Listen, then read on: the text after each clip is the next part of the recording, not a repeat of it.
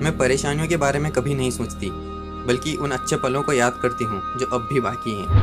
दोस्तों, ये पंक्तियाँ एक 15 साल से भी कम उम्र की एक लड़की द्वारा लिखी गई हैं, जो हमें ज़िंदगी का एक अहम सबक सिखाती हैं। उस लड़की की मृत्यु सिर्फ 15 साल की उम्र में हो गई थी, और उसकी मृत्यु कोई सामान्य तरीके से नहीं हुई थी, बल्कि उसे तड़पा तड़पा कर मारा गया था। सिर्फ उसे ही नहीं, बल्कि 10 लाख से भी ज़्यादा बच्चों को दर्दनाक मौत दी गई थी। दोस्तों, मैं बात कर रहा हूँ दूसरे विश्व युद्ध के समय हिटलर के यहूदियों पर किए गए अत्याचार की। उस समय हिटलर ने 60 लाख से भी ज़्यादा यहूदियों की हत्या कर दी थी, जिसमें 10 लाख से भी ज़्यादा बच्चे शामिल थे।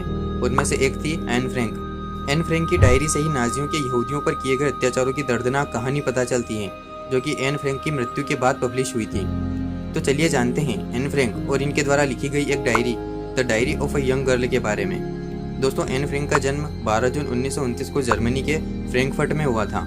1933 में अडोल्फ हिटलर जर्मनी की सत्ता में आया और उसने एक नस्लवादी साम्राज्य की स्थापना की, जिसमें यहूदियों को सब ह्यूमन करार दिया गया, मतलब उन्हें इंसानी नस्ल का हिस्सा नहीं माना गया।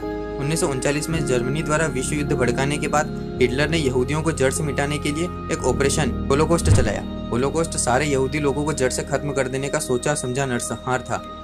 जब नाजी सत्ता में आए, तब मात्र 4 साल की उम्र में एन फ्रैंक को अपने परिवार के साथ जर्मनी छोड़ने पर मजबूर होना पड़ा। वे लोग नीदरलैंड के एम्स्टर्डम में रहने लगे, लेकिन 1940 में वहाँ भी नाजियों का कब्जा शुरू होने के साथ ही वे फंस गए। वहाँ भी जब यहूदी लोगों पर अत्याचार बढ़ने लगे, तब जुलाई 1942 में एन अपने परिवार के साथ एन के पिता के ऑफिस में एक सीक्रेट रूम में रहने लगी। अब उस इमारत को द सीक्रेट अनेक्स के नाम से जाना जाता है। करीब 2 साल बाद किसी ने उनके साथ विश्वासघात किया और नाजियों को उनके छिपे होने की खबर कर दी, जिसके बाद उन्हें गिरफ्तार कर लिया गया। दूसरे यहूदियों की तरह इन्हें भी यातना शिविरों में भेजा गया, जिसमें सबसे कुख्यात कैंप था ऑस्ट्रिच। यहूदियों को इन शिविरों में लाया जाता और वहां बंद कमरों में जहरीली गैस छोड़कर उन्हें मार डाला जाता। वहां पुरुषों और महिलाओं को अलग अलग रखा जाता था, जिसके चलते एन के पिता पहले ही अपनी दोनों बेटियों और पत्नी से अलग हो गए थे। गिरफ्तारी के 7 महीने बाद एन की टाइफाइड की वजह से मौत हो गई। एन की मृत्यु के 1 हफ्ते पहले ही एन की बड़ी बहन ने भी दम तोड़ दिया था।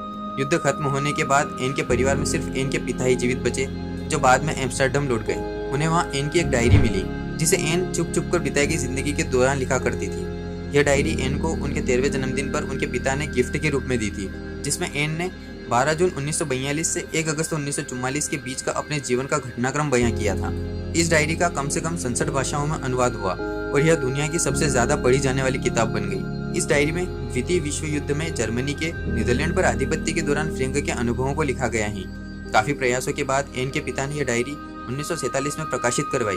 1952 में यह the diary of a young girl के नाम से इंग्लिश में प्रकाशित की गई, जिसके बाद ही पूरे विश्व में प्रख्यात हो गई और उस समय की सबसे ज्यादा पढ़ी जाने वाली बुक बन गई। दोस्तों, उम्मीद करता हूँ आपको ये वीडियो जरूर पसंद आया होगा। अगर आपको वीडियो पसंद आया हो तो वीडियो को लाइक, शेयर और कमेंट कर दें, और अगर आप हमारे चैनल पर नए हैं तो चैनल को सब्सक्राइब भी जरूर कर दें। आपका बहुमूल्य समय देने के लिए बहुत बहुत धन्यवाद।